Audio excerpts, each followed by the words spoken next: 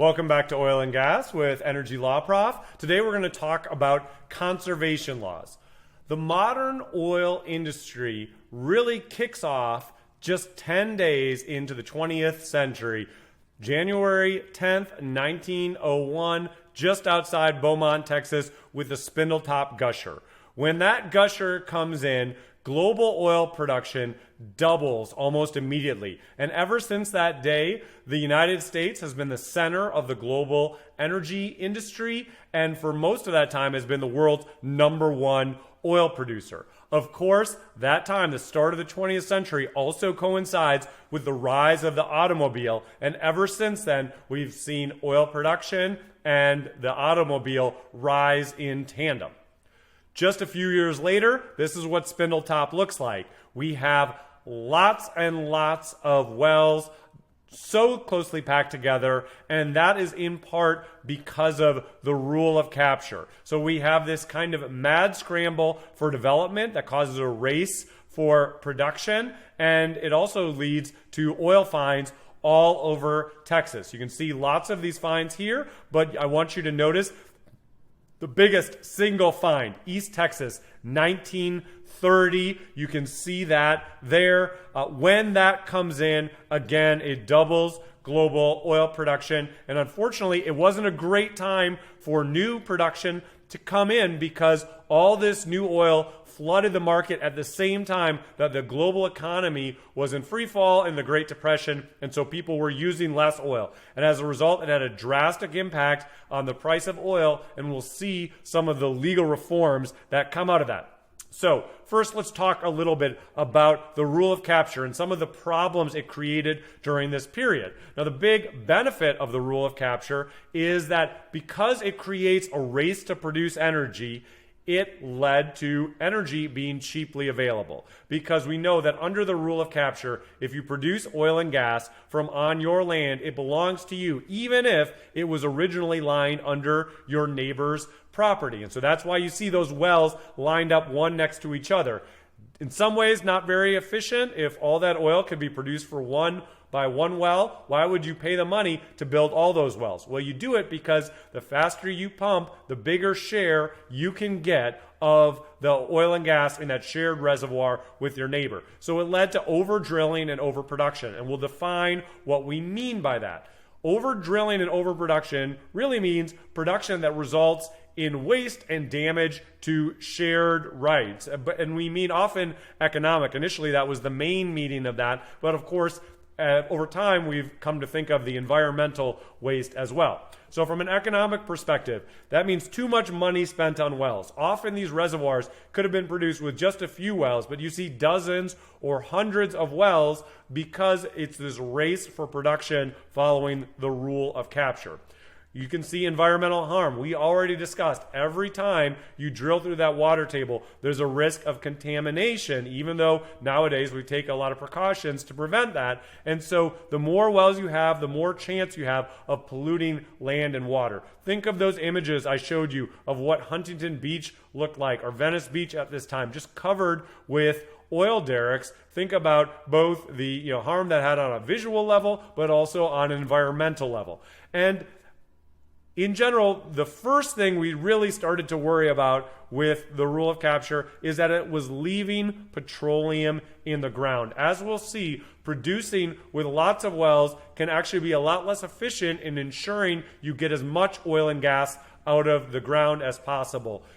Typically, a majority of oil and gas actually can't be produced from the oil and gas in the ground, so you're just getting a fraction of production, and that fraction can be 10 times bigger if you take a sensible, gradual approach to production rather than a scramble for production. We'll talk about why that is the case.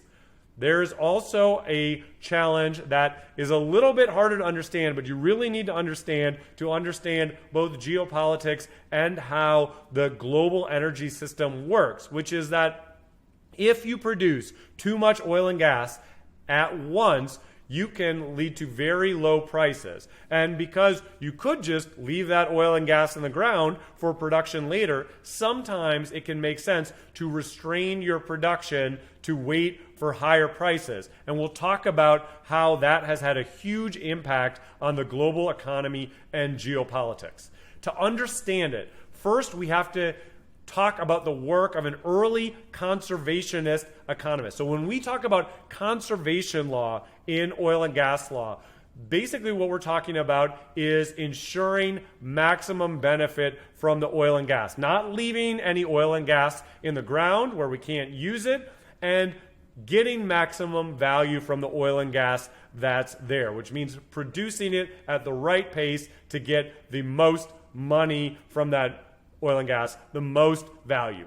So one of these early conservation economists, remember this was initially a term that refers not to conservation of eagles or forests so much as conservation of the value of oil and gas. One of these early conservation economists was Harold Hotelling, and he offered this thought experiment. He said, when we think about how fast we should produce oil and gas, think about it this way. What if we had already extracted all of it?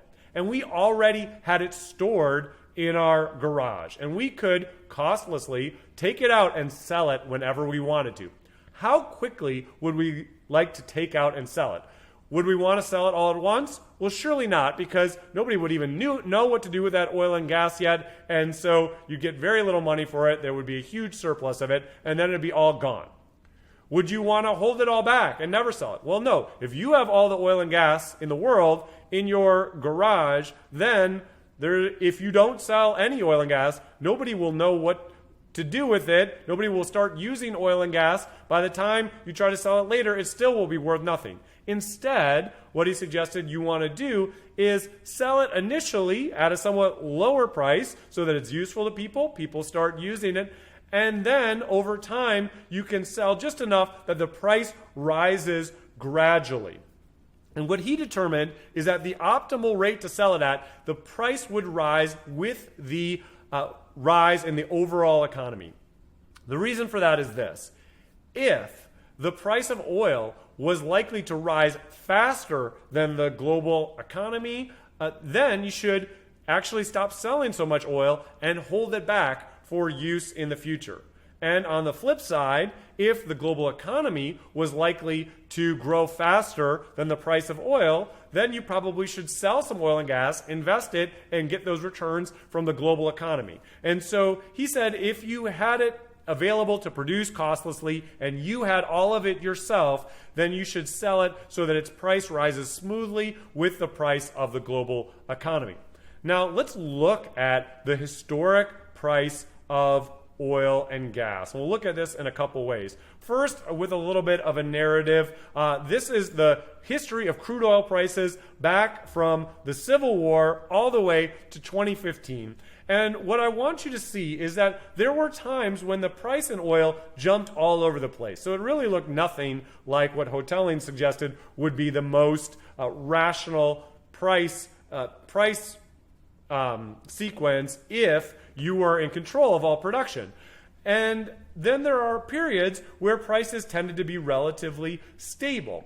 Now, it looks a little bit different than Hotelling's curve because even if you adjusted Hotelling's curve for inflation, this curve is, by the way, adjusted for inflation, you should still see a gradual rise in prices. So you do, maybe if you squint, you can see a gradual rise in prices here, but you see, what I really want you to notice is that there's periods when the price is relatively smooth, almost like somebody's managing it, and prices where it jumps all over the place. Okay, I'm going to show you a different version of this chart. You can actually see the dollar amounts. Again, this is in 2021 dollars, and you can see, again, basically there's some periods with a lot of volatility and some periods where prices tend to be flatter. You can see that prices jumped way up in 1973 and have remained up since that time. They jumped up again in 1979 with the Iranian Revolution, and we've seen prices vary a lot ever since that time. Currently, in 2022, we're experiencing slightly higher prices right at this moment, about $90 a barrel. So one of the reasons that we see these periods of volatility and periods of more smooth pricing is because at times there really were jurisdictional entities managing global oil supplies. And like that person in the thought experiment of Harold Hotelling, they were trying to smooth out oil and gas prices. In some ways, it makes no sense to sell prices if prices are rock bottom today, if you can just leave that oil in the ground and sell it later when prices rise. And so if you manage oil supplies in that way, it will tend to smooth prices and it will tend to give you a larger return for your oil and gas overall. Now, you can see the volatility, the change within a year in this light blue in this chart from, again, it goes from the Civil War to 2015. And what it's showing you is that there were periods when the oil and gas prices were more or less managed. They were managed by Standard Oil in the Rockefeller era until it was broken up by the Supreme Court in 1908. Then there was the Texas era where Texas, as we'll talk about, effectively managed global supplies of oil. That was possible because Texas was the world's dominant oil producer. At that time, the United States produced about 2/3 to 70% of global oil production. As we've described, that is a huge level of dominance that will never again be achieved. The United States is now the world's leading oil producer. It produces 12 or 13% of global oil production. Nobody's ever going to be a 70% producer again. But at that time, Texas alone produced 30% of global oil. Texas and the United States were very dominant, and they managed oil supplies to ensure stable prices, as we'll see.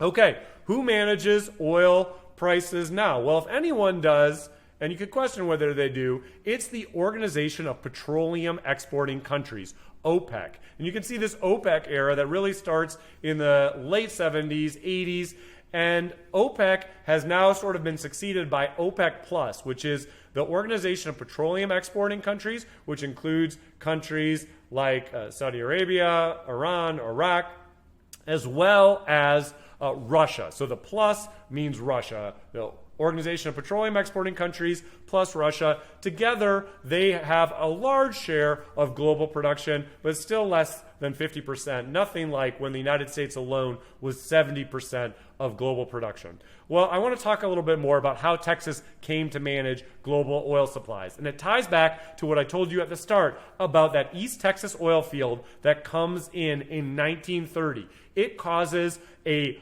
price crash in oil. So oil, which had been $1 or $2, falls down to a nickel a barrel, and Texas determines it needs a way to control production and stabilize prices. It knows and it guesses that oil in the future will be more valuable, so why would it race to produce all this oil for a nickel now? Now, you might wonder, okay, well, why didn't the oil and gas producers slow down their production? Okay, two important reasons. If you're an individual oil producer, it does you no good to slow down your production, because if you slow down production, everybody else will just go ahead and produce that oil and gas, and they may be on the same reservoir with you. Probably somebody is on the same reservoir with you. So when you decide to produce oil and gas later, there'll be none left. Secondly, if those oil and gas companies were to say, okay, well, we get that, but why don't we just coordinate together and agree to reduce our production? Why don't they do that? Well, it's a good idea economically, but a terrible idea legally, because if you do that, you'll all go to jail. That's antitrust law. So the individual oil producers can't do that. But what happens over the 1930s is that the states realize they can do that. So the states aren't subject to antitrust law, so they are allowed to restrain production in a way that helps all their producers. Now, another puzzle, you might wonder, okay, but how does it help the oil and gas producers to produce less? Imagine the state comes in and says everybody has to cut their production 20%. The reason that helps oil and gas producers is because if you were a dominant producer, if Texas produced all the world's oil, if it said everybody cut production 20%, that's going to raise global prices more than 20%. So because that Texas oil collectively has market power, at that time it had market power, that meant that when they ordered production cuts, that raised the price of oil more than enough to compensate for the fact that you were selling a smaller volume. So that's why it made economic sense. Well, how do you convince those producers to cut back? Because if you say, hey, if the state said, look, I want everybody to cut production, but they couldn't enforce that, well, if some producers slow down their production, that would raise prices, and that would create an incentive for the smaller producers to produce even more to take advantage of those recovering oil prices. So the Texas Railroad Commission needed to have a way to control production from all producers. The Oklahoma Corporation Commission was a little bit quicker to act on this, but eventually Texas also determined it needed to act, sent in the National Guard and the Texas Rangers to control production. That initially didn't work so well, but as we'll see, eventually they were able to control production and manage global oil supplies. Here's a picture of the Texas Rangers trying to enforce those limits on East Texas oil production. This you can see, it's from this book, The Last Boom, but you can also see it in my article, State Energy Cartels, which is linked there in the Cardozo Law Review. So the way that eventually the United States gets a handle on oil production and slows it down is that first there's this National Industrial Recovery Act passed by the federal government that was going to allow the federal government to set quotas for oil. Now that ultimately doesn't work because in 1935 it is found unconstitutional by the Supreme Court. 1935, the federal government tries again with the Interstate Oil Compact Commission, formed in 1935, and it sets production quotas that are really suggested by the federal government. Now, there are certain states like California that never join it, but it ends up working because states end up abiding by the limits that they negotiate together in this forum of the Interstate Oil Compact Commission. Now it's called the Interstate Oil and Gas Compact Commission, and it does a very effective job at managing oil production to assure smooth prices, which maximizes the value that oil and gas companies over time receive from the oil and gas they produce and the oil and gas on their lands. Now you might ask, isn't this bad for consumers? Because we know when businesses come together to raise prices, that seems very bad for consumers. And in a way it can be. On the other hand, it does tend to smooth out prices. So there's sometimes a question about, maybe it's better even for them to coordinate to smooth out prices because they don't want to alienate their customers. They want to ensure that people are going to continue to use oil and gas. So sometimes there's a question about whether the volatility is actually more destructive for consumers than managing the oil and gas production. But I also want to be clear that these, a lot of times, these organizations that manage oil production are mostly doing so from the perspective of maximizing the value of that oil and gas, which can be and often is opposed to the consumer interest. All right, which is why it wouldn't be allowed for private companies to do that. Only the state is allowed to do that under antitrust laws. Now, the Texas Railroad Commission, as we know, is the oil and gas regulator in Texas. And so the Texas Railroad Commission was working with the other oil and gas regulators, the other state oil and gas regulators, in this Interstate Oil Compact Commission. Their negotiations on how much oil should be produced became the template for the Organization of Petroleum Exporting Countries when those Middle Eastern countries become dominant oil producers in the late 60s and early 70s. In fact, when OPEC was initially proposed in Forbes magazine, it was proposed as a kind of international Texas Railroad Commission. So you may read a lot in the news about OPEC, and everybody's waiting for what OPEC's going to say about more oil production, less oil production. That role for most of the 20th century was played by the Interstate Oil Compact Commission and the Texas Railroad Commission. And in fact, because Texas was more dominant than any other producer has been since, and any producer was before, you can see that during that Texas era, we tended to have the smoothest oil prices. So in some ways, just as the global economy often trembles based on every communique from OPEC, the global economy was watching what they did, and in some ways a somewhat obscure building in Austin, Texas, where the Railroad Commission was determining these quotas that would determine the price of energy for the global energy system. All right. So in some ways, you might think from the U.S. perspective, well, aren't those days gone? We are no longer that dominant. We're not in OPEC. Why does it matter so much how quickly we produce oil and gas? Can't we just go flat out and take advantage of whatever the prices happen to be this day? Does the states like Texas or the federal government have to manage the rate of oil and gas production? And the short answer is, well, so a lot of the time, actually, as we'll see, we don't manage the rate of production that much anymore for these kind of economic purposes. But there are still some important circumstances where it may be worthwhile. Let me highlight some of those.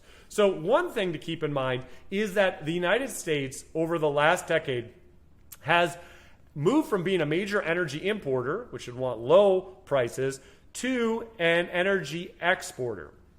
Now, if you look at our crude oil imports and exports, we're still an import. That's still above zero. You can see that in this sort of brown, lentil colored line. But if you look at natural gas, we are in light blue. So there have been various proposals to have an alliance of natural gas exporters, and the U.S. is now a major natural gas exporter. It's actually the number one liquefied natural gas exporter. So should we join with those other countries in trying to manage natural gas export supplies to ensure we get the most value for it? It's an interesting question you might want to consider. You can also see that at various times it looked like maybe if you count both crude oil and petroleum products, we have at times moved to near net zero, and maybe at someday we could be a net exporter of those products. Petroleum products being things like gasoline and diesel, jet fuel, etc. So if you average those, you can see that they average out to about zero. So maybe we have as much benefit from high energy prices as we have harm. It makes everything in our economy cost more, but it also gives more of a reward to our energy producers. And you can also see that we're a net exporter of coal. So you might wonder, well, maybe we have an interest in working with some of these countries that are working towards higher and more stable energy prices. If you were concerned about climate change, you might also think higher prices for fossil fuels tend to encourage less use, which would tend to reduce global greenhouse gas emissions. So that's another argument for that as well. Okay, leaving that aside, it's also important to understand that that's talking about global energy prices. But as we've described, sometimes markets are more restricted than global because maybe there's not enough pipelines to carry oil from one place to another. Or in the natural gas markets, we've seen they're often very geographically limited because there aren't the pipelines to carry the natural gas from where it's cheap to where it's expensive. And in those circumstances, it's much more common that one jurisdiction would basically have a monopoly market power over production in its region, and by slowing down production, it could raise prices enough that it would be a big benefit for its producers. So to give you an example of that, I want you to look at what happened with Canadian energy prices just a couple years ago. And what you're seeing in this chart is in green, you are seeing the green line is a price for heavy sour crude in Mexico. Mayan heavy sour crude. So that's sludgier crude with more impurities. Now, Canada produces a heavy sour crude, which is called Western Canadian Select. It's in yellow, and you can see generally those prices are pretty similar. The problem, though, is we know that certain pipelines have had a hard time getting built, Keystone XL, etc. And so sometimes there's not enough takeaway capacity on the pipelines to get all the heavy sour oil that's being produced in Canada to the markets that need it in the United States or elsewhere. And when that happens and there's not enough room on those pipelines, you get all those companies bidding, fighting to be on that pipeline and bidding down the price of their goods. And so you can see in 2018, you had that yellow price, that WCS price, getting very, very low, almost down to zero. You can see this is the green shaded area is the discount between those two numbers, and you can see it getting to like $50 a barrel. So the barrels of Western Canadian Select were down to about $15, $14. Okay? Now, at that moment, the Alberta government took action. And what it did, and so Alberta is where that crude is produced, it cut production. It cut it by 7.9%. It said you have to cut back your production by basically 8%, all of you. And you might say, oh, well, that just makes it worse. I'm producing less. But what that did overnight is it brought prices up from $14 a barrel to $42 a barrel. So yeah, they're selling 8% less, but they're getting 3 times more for every barrel. So it massively increased the cash flow to those Canadian companies. And so that shows you how when you have that local limited market, there can be opportunities for a nimble government regulator to slow down production in a way that actually helps those oil and gas companies by raising the price more than they have to cut back their production. Now, that kind of situation happens all the time in natural gas markets because, as we've seen, those are geographically separated if you don't have enough pipeline capacity. Okay. I've actually told you about this before, but this is a picture of the United States at night. And you can see the East Coast, those big cities. You can see Chicago. You're seeing Dallas near the bottom here. You see Minneapolis to the west of the Great Lakes. But here in western North Dakota, it looks like there's a giant city. Well, I love North Dakota. I can promise you there are no giant cities in western North Dakota. That is thousands of wells constantly burning natural gas. Why are they just burning off that natural gas rather than use it? Well, they're producing those wells for the oil that's there because, as we talked about with fracking, oil and gas are often mixed together. So they're producing those wells for the oil, but the natural gas, they can't get it to market because there's not enough pipelines built to get it to the markets that desperately need it. And we've talked about natural gas is often very valuable in Asia, in Europe, even on the U.S. East Coast, and really, frankly, throughout much of the country right now. So why would they just burn off that natural gas? Well, there's not the ability to transport that natural gas to the markets that need it. Now, the same thing is true in Texas. It's a little bit harder to see but because we have so many cities, but if you look here south of San Antonio, you can see a belt south of San Antonio and Austin of those same wells being burned off. That's in the Eagle Ford Shale. You can see on the border between New Mexico and Texas, again, natural gas just being burned off. That's because it's in the Permian Basin.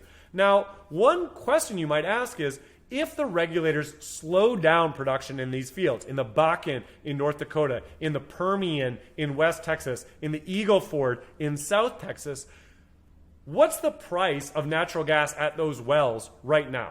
Well, it's got to be zero or negative, because if anybody was willing to pay any money for it, they wouldn't just burn it off or flare it. It's flared because it's not worth anything at those wells. But if they could slow down the production so that there was extra room in those pipelines there are some pipelines connected to those fields that bring natural gas, all of a sudden the price of natural gas would rise above zero, and so there would be an incentive not to burn it off but to capture it. And so that might have both environmental benefits in terms of not burning off natural gas, which has carbon dioxide emissions with no environmental benefit, and instead sending that natural gas to places where it could be used to replace coal power or different dirtier sources of power. So it could have a big environmental benefit. It could also have an economic benefit by ensuring that those oil and gas companies received at least a little bit of money for their natural gas production. Okay, so it's important to understand those that one reason for at times wanting to reduce oil and gas production is sometimes it just makes more economic sense to produce it more later rather than right now to avoid very low prices right now and take advantage of those prices in the future. Probably the most common initial reason that oil and gas conservation rules that limited production were applied was to preserve reservoir pressure. So you'll remember that in those conventional reserves, oil and gas, is formed deep under the earth, migrates up towards the surface, catches against a caprock, and then you get kind of often a circumstance where you have gas on the top, oil in the middle, and water on the bottom. And that water is typically trying to rise up, pushing on the oil, and the gas is typically trying to expand down, pushing on the oil, and that can squeeze the oil and gas out of the reservoir. That reservoir pressure, that natural reservoir pressure, helps you produce the oil and gas. But If you drill too many wells in that oil and gas, you dissipate that that reservoir pressure. And so recovery of oil and gas in the ground can vary from like about 5% of the oil in the ground and everything else is just left there, never to be extracted, to 70% of oil and gas in the ground. So it can make a more than tenfold difference if you do this well versus doing this poorly. And typically, that mad scramble for production is a very poor way to produce the oil and gas. You're puncturing that reservoir too many times, dissipating that reservoir pressure, and so you will never be able to get the vast majority of oil and gas out of the ground. So, the state adopts petroleum conservation laws. What kind of laws? We'll go into these more specifically, but one, require permits. So at a basic level, before you drill an oil and gas well, you have to have a permit to drill. And so during the presidential campaign, President Biden said he was going to ban all permits for oil and gas on federal lands. That would have meant even for land that those oil and gas companies already owned a lease, they would not have been able to drill, because even if you have a lease, you're still going to need a permit before you drill. So the basic, one basic rule is that there is a permit required before you drill an oil and gas well. Now, those wells are further limited by spacing rules. Now, those spacing rules take a couple forms. One form is that you have to be a certain distance from the property edge and from other oil and gas wells. And another rule is that you have to have a certain amount of acres sort of put together before you can drill a well. Also, withdrawals are limited by allowables. Allowables are the allowable amount of production. So you can imagine a certain amount of oil that you're allowed to produce each day. In an earlier case, we talked about a well where the oil and gas company was allowed to produce 75 barrels per day. Also, allowables often limit how much gas you can produce for a given amount of oil, or how much water you can produce for a given amount of oil. So in other words, they stop you from withdrawing if your oil to gas ratio or your oil to water ratio gets too low. Okay, why is that? Well, think about that reservoir again, with water underneath pushing up and gas trying to expand, pushing down, squeezing the oil out of the reservoir. Here's a picture of one of those reservoirs. You can see it has a gas cap expanding to help push that oil out, and water below helping water drive, helping to push that oil out. And now you can see that there are a couple wells. If I counted them across, 1, 2, 3, 4, 5, 6, you'd say well 2 and well 5 are great because they're producing oil. Now, well 6 is not good because it's producing water. That water typically would not be valuable, and it also reduces the water drive that was squeezing the oil out of the well to number 2 and number 5. Okay, same thing with just the gas well. You might say, well, gas is valuable, why can't I produce gas? Well, it's reducing the reservoir pressure that's helping 2 and 5 produce oil, and oil is typically more valuable. Okay, so you might want to stop 6 and 4 from producing because they're reducing that water drive and that gas cap drive for your reservoir. Now let's think about number 1, which is producing a mix of oil and water, and number 3, which is producing a mix of oil and gas. You know, if they're mostly producing oil, you might say go ahead and produce. But if they start producing a lot of water and not very much oil, you might ask them to shut down because they're reducing the water drive for everyone else. Similarly, the well producing both oil and gas is reducing the gas cap drive for everybody. And so that's why you might place a limit on production for wells that start producing too much gas or too much water. Okay. Those petroleum conservation laws, as we also talked about in that Sun case, they define the correlative rights of the parties, which, remember, are basically designed to give everybody a fair chance to produce the oil and gas under their land, and to ensure that the oil and gas on the ground isn't wasted. That's true under both pooling and unitization, which are two conservation concepts that we're going to talk about in a later class. Okay, let's talk a little bit more about those spacing rules. Spacing rules set a minimum distance between wells and the minimum distance between wells and spacing unit boundaries. So basically, you can't go too close to the edge of your property, can't go too close to another well. Drilling units are also spacing wells that say, look, you get one well per certain number of acres. So it could be 80 acres, could be 40 acres. Those spacing and drilling unit rules are set by the state or on federal land by the federal government. Typically, here's the way it would work in a state. There would be some state-wide default rules. Then there would be initial rules for a given field. Those would tend to err on the side of larger units. So they might say you need 100 acres, 80 acres, or 160 acres to drill a well. Then, if it turns out that you think, you know what, we could actually drill some more wells and we get a little bit of oil that is missing in different pockets, we can have infill later. After you do both of those things, you have some final field rules that apply to the whole field. The theory of this, again, is it allows you a fair chance to produce oil under your land. Now remember, rule of capture is still the background rule. So if you sleep on your rights, if you fail to act timely to drill a well, you will be left with nothing. They'll pull out all the oil and gas. Your neighbors will pull all the oil and gas from under your land. But if you act promptly, the conservation rules are supposed to basically operate to give you a fair chance to more or less produce the oil and gas under your land. Now, given these rules, these spacing rules, how does that actually work? Well, the theory of it is, look, we know when you drill a well, of course you're not just pulling oil from your own land. Of course you're pulling oil from your neighbor's land as well.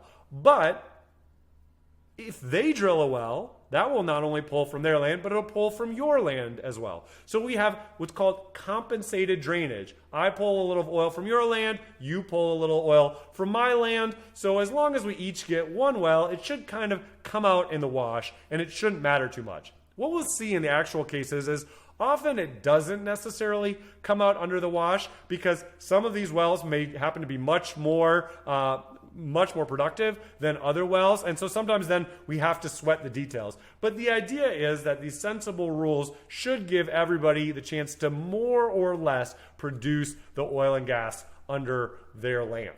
Now, production allowables, that's another limit on how much you can produce per day that we just described.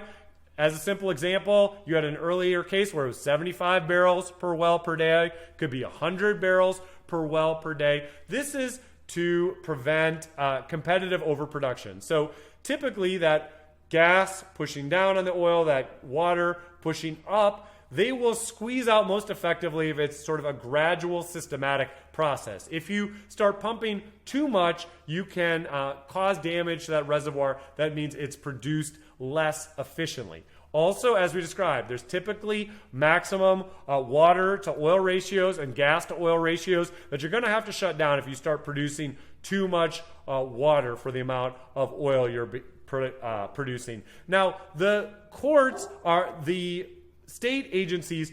What they're trying to do here is obtain the maximum efficient rate of production from this field. Obviously, they don't know anything about the reservoir, but they're going to do their best to change these ratios and set the spacing to achieve this maximum efficient rate. One question you might have is whether they're maximizing overall production or the dollar value, because sometimes that will differ if prices vary over time. You might be better off getting a little less production at first and a little bit more in the future.